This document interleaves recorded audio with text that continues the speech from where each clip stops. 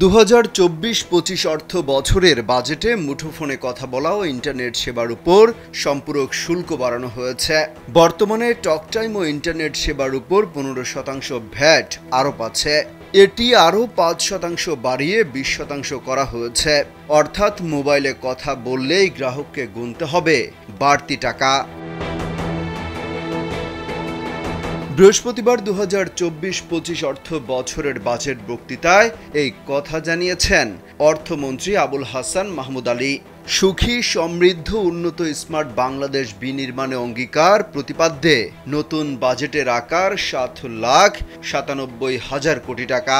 আগামী 30 June budget পাশ হওয়ার কথা রয়েছে। স্যান্ডেলিনা সো, রূপচর্চায় আভিজাত্য।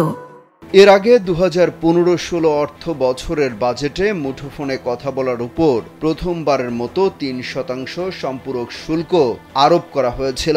পরে তা একাধিক দফায় বাড়িয়ে 15% করা হয়। বর্তমানে 100 টাকার টক টাইম পেতে হলে 133 টাকা 25 পয়সা রিচার্জ করতে হয়। নতুন প্রস্তাবের কারণে 100 টাকার টক টাইম পেতে 139 টাকা রিচার্জ করতে হবে। অর্থাৎ 100 টাকা রিচার্জ করলে সরকার 28 টাকা শুল্ক কর পাবে। বাকি অর্থের সমপরিমাণ টক টাইম পাবে গ্রাহক। 2023-24 অর্থ বছরের চেয়ে এবারের বাজেটের আকার বাড়ছে 4.6%।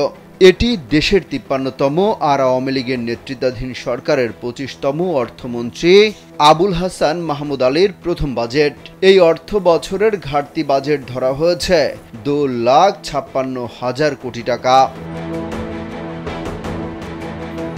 বাজেটে বিদেশি ঋণের লক্ষ্যমাত্রা ধরা হয়েছে 1,27,200 কোটি টাকা।